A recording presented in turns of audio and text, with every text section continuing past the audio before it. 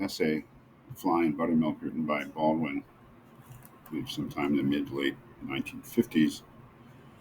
The era of desegregation had just begun in America, which really essentially meant that black people were no longer going to be able to be forced to go only to certain schools, to eat only in certain restaurants, to sit in only certain seats on the bus.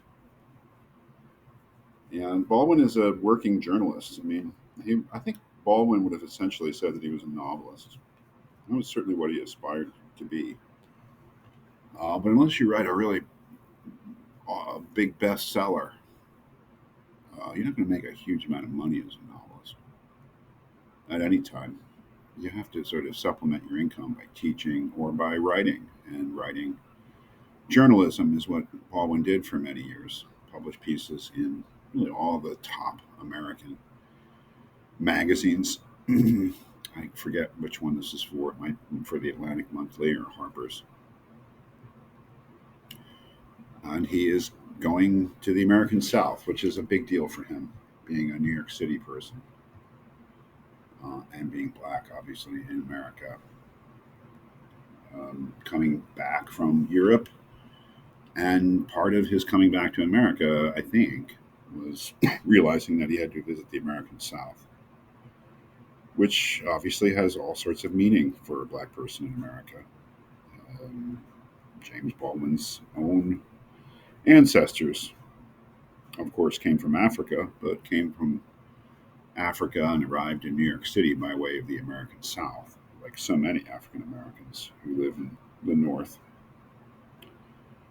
So this is not just a piece of journalism. I would say this is a small part of his development that he knew that he had to undergo when he decided to come back from Europe, was confronting the American South. Um, and he does that in the form of looking at a teenager who is the first black student in an all white school in the South. I'm not sure where this is. I don't know where this is. What city it could be. It could be Little Rock, Arkansas. It could be Biloxi, Mississippi. I don't know. Be anywhere. I don't think it's meant it's particularly important. And what strikes me with Baldwin, as always with Baldwin, is that whenever he approaches something, uh, he sees the issue in terms of individual human beings. They're not symbols, and they're not simple. He has his criticisms of people, for sure.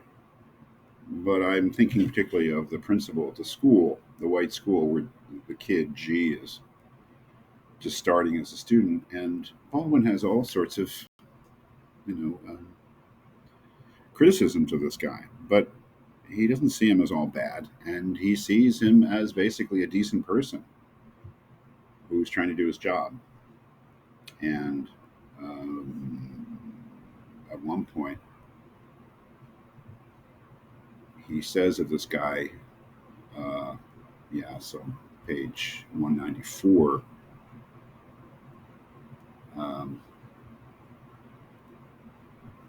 this guy says, this principal of the school says, I've never seen a colored person. And that's just generally speaking how black people were referred to by white people and sometimes by other black people. I've never seen a colored person toward whom I had any hatred or ill will.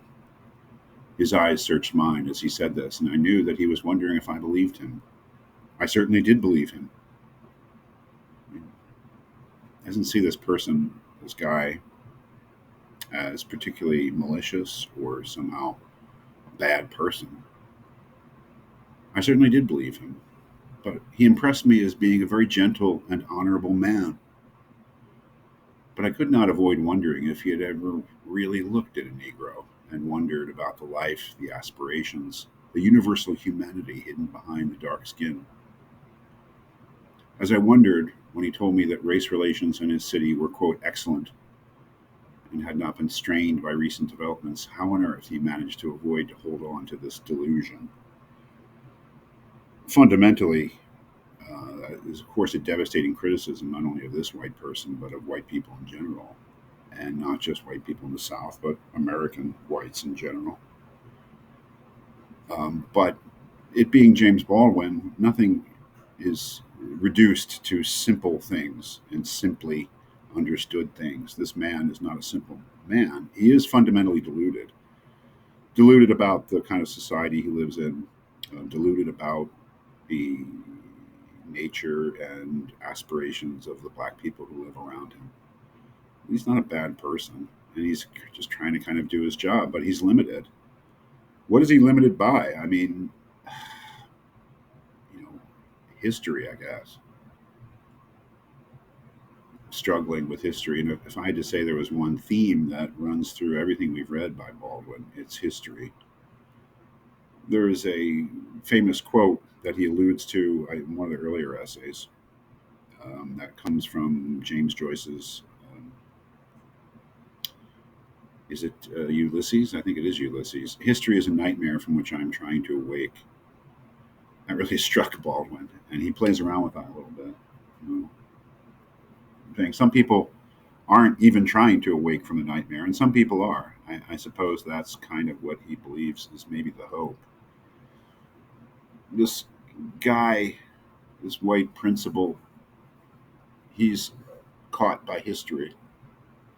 And that history is the history of segregation and white supremacy. His whole society in which he grew up is based upon that, based upon the second class status of black people. That is now breaking up. And Baldwin can see it breaking up. The segregated schools, the society in which formally and informally black people are put at the level of not even citizens, second class citizens at best. So that's all breaking up, and no one really knows what the future is going to look like. But it's certainly going to be different than it is today. Um, some people are actively trying to conceive of what that world will look like and what it should be, and some people are sticking their head in the sand.